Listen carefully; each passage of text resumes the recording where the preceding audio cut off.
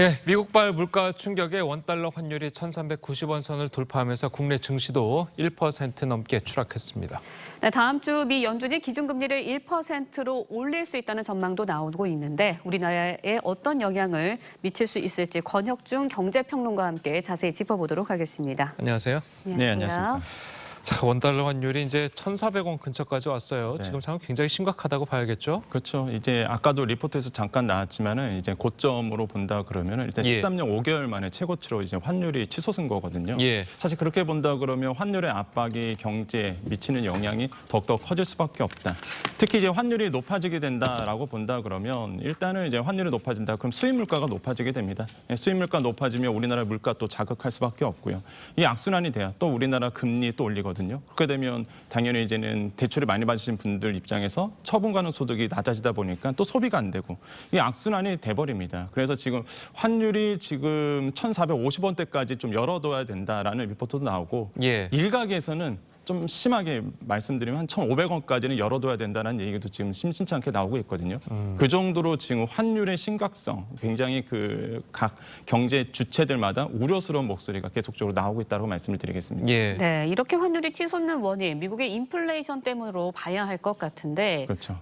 인플레이션이 그래도 미국에서 계속 인플레이션 잡기 위해서 네. 금리도 올리고 유가도 내리고 네. 이렇게 조치를 하지만 쉽게 잡히지는 않고 있거든요. 왜 그런 겁니까? 일단 인플레이션 같은 경우가 이제는 이번에 환율의 주된 원인이다. 특히 이제는 미국의 인플레이션, 우리나라도 마찬가지인데요. 일단 미국의 인플레이션이 일어난다. 그럼 연준 입장에서는 당연히 기준금리를 높여서 이런 고물가를 잡도록 합니다. 그런데 금리가 올라가다 보니까 당연히 이제는 달러 강세가 지속될 수밖에 없겠죠. 이렇게 달러가 지속되고 그러면 당연히 이제 투자자들 입장에서는 강달러, 요즘에 흔히 킹달러라고 얘기하거든요. 예. 달러로 수요가 이동하다 보니까 당연히 원화 약세가 일어나게 되고 우리나라 입장에서 환율이 오르게 되는 이러한 현상들이 지금 뭐 우리나라뿐만 아니라 전 세계적으로 달러 빼고는 다 이런 자국 통화가 약세로 기록하고 있는 모습들이 계속적으로 보여지고 있습니다. 예, 그래서 뭐 연준이 뭐 자이언트 스텝이 아니라 울트라 스텝 1% 네. 정도 이제 네. 금리를 올릴 거라고 예상을 하는데 자 이렇게 되면은 우리나라 금리보다 이제 미국 금리가 더 역전되는 그런 현상이 되는 것 아니겠습니까? 그렇죠. 지금 같은 경우는 미국 금리 상단으로 본다 그러면 2.5% 동일합니다. 우리나라랑. 근데 이번에 이제는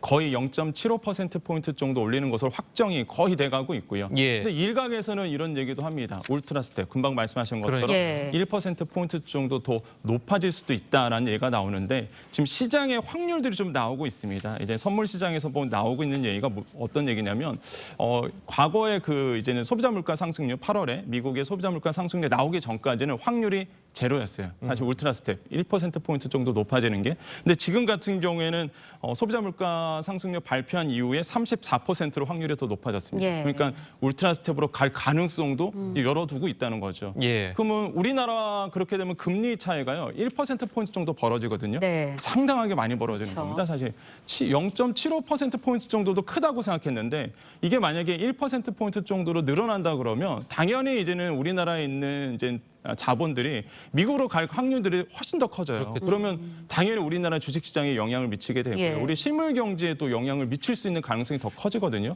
그러다 보니까 지금의 고환율 상태가 지금 잡히지 않는다는 것은 구두 경고를 계속 하고 있는데 지금 이게 안 잡히고 있거든요. 그래서 사실 지금 뭐 주요 경제 주체들마다 좀 우려스러운 목소리가 그래서 이제 계속 나오고 있다고 보시면 되겠습니다. 예. 네, 그런데 이제 미국보다는 유럽의 침체가 한국 경제에 더 큰 영향을 미친다라는 네. 분석도 있더라고요. 왜 그런 건가요? 일단 미국 같은 경우에는 왜 인플레이션이 일어났느냐라고 본다 그러면은 일단은 이번에 봤을 때 주거비 비용이 크게 영향을 미쳤습니다. 그냥 두 번째가 바로 이렇게 에너지와 관련 예. 제외된 그런 물가 자체가 좀 낮아진 부분도 있었겠지만은 일단은 주거비 문제 이런 것도 이제 문제가 됐었는데 가장 큰 원인으로 본다 그러면 우리나라에 미치는 영향은 유럽과의 큰 밀접한 관계가 있습니다. 왜 그러냐면 유럽 같은 경우에 에너지 문제가 크게 작용하고 있거든요.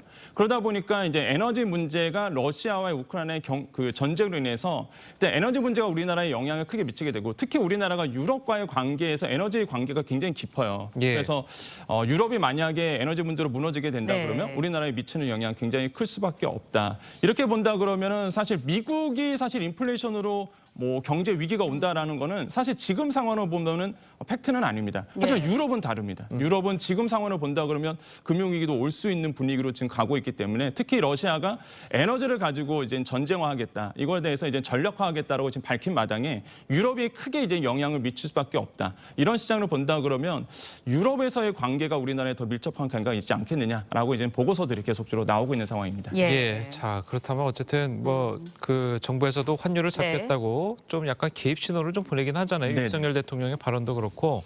자, 그렇다면 이제 환율을 잡기 네. 위해서는 뭐 갖고 있는 달러를 푼다든지 아니면 금리를 좀 어떻게 조정한다든지 뭐 이런 방법이 있을 텐데. 네. 자, 한국은행이 이제 뭐 얼마 있으면은 그 금통위를 네. 해서 네. 새로 금리를 내놓을 텐데 고민이 굉장히 깊을 것 같아요. 그렇죠. 굉장히 지금 어려운 상황이다라고 보시면 되겠고 일단 한국은행 같은 경우에는 원래의 기조는 0.25%포인트 정도 올리는 베이비 스텝으로 가겠다라는 게 원래적인 기조였습니다. 근데 지금의 상황이 바뀌었죠. 그거는 전제 조건이 뭐였냐면은 크게 변수가 없지 않는 한 계획대로 0.25%포인트로 가겠다라고 했는데 네. 변수가 생겼죠. 소비자 물가 상승률, 미국의 8월에 소비자 물가 상승률에 지금은 평가가 어떻게 되냐면 허를 찔렀다 이런 얘기를 쓰거든요. 변수가 생겼습니다. 그러다 보니까 아마 금통위에서도 기본의 정책을 뒤엎고 아마 이번에 빅스텝으로 단행할 가능성은 훨씬 더 높아졌다고 볼 수가 있겠고 개인적 의견이지만 이미 한번 지난 금통위 때 네. 그때 차라리 아마 빅스텝을 한번 단행했었으면 좋았을 거라고 오히려, 생각이 들었거든요. 이제 이번에는 거의 빅스텝으로 갈 가능성이 굉장히 높아졌고 근데 이제는 금통위가 고민하는 이유가 그겁니다. 금리가 갑자기 높아지게 되면 당연히 이제 우리나라의 가계부채가 문제가 되거든요. 예. 가계부채가 심각한 상황이다 보니까 그렇게 되면 금리가 올라간다? 그럼 아까도 말씀드린 것처럼 내가 쓸 돈이 없어집니다. 그럼 내수 침착이 돼요 이게. 그래서 네. 소비가 안 이루어지고 이것 때문에 지금 고민하고 있는 거거든요. 근데 지금 상황을 본다 그러면 빅스텝을 단행할 수밖에 없는 구조로 지금 가고 있지 않나 이렇게 생각을 해보겠습니다. 네, 예. 지켜봐야 할 것 같은데 말씀하신 것처럼 고환율, 고물가, 고금리 때문에 네. 서민들 참 힘든 상황이거든요. 이게 끝이 있을까요? 어떻게 됩니까? 사실 연말까지는 끝이 없을 거다라는 게 아마 지배적인 생각일 것 같습니다. 일단은 환율 자체가 계속적으로 연말까지는 올라갈 것으로 보고 있고요. 그다음에 금리의 인상은요 어느 정도 이제는 금리 인상기로 가고 있기 때문에 네. 지금 뭐 이거를 꺾을 만한 어떤 대외적인 변수가 없다. 특히 이번에 일어났던 이 인플레이션, 그다음 우리나라의 금리 인상은요 네. 내부적인 요소가 아닙니다. 사실 대외적인 변수, 외생적 변수 때문에 일어나고 있는 거거든요. 에너지라든지 아니면은 뭐 노동 시장이라든지 이런 미국과의 관계가 밀접하게 있다 보니까 외국에서의 어떤 이런 대외적인 변수 때문에 일어나다 보니까 사실 우리나라가 정책적으로 풀릴 만한 어떤 카드가 예. 많이 있지 않습니다. 그러다 보니까 뭐 지금 연말까지 그리고 내년 상반기까지는 고환율, 그다음에 고물가 상태, 그다음에 고금리 상태 이런 상태로 계속적으로 갈 것이다. 그래서 아마 방송을 보시는 많은 시청자분들께서는 단단한 마음의 준비를 좀 하셔야 되지 않겠느냐라고 좀 생각을 해보겠습니다. 그러니까 이게 문제가 우리나라뿐만 아니라 전 세계인 게 맞습니다. 문제인 거죠. 예. 알겠습니다. 자, 오늘 평론가님 말씀 여기까지 듣겠습니다. 잘 들었습니다. 고맙습니다. 네, 감사합니다.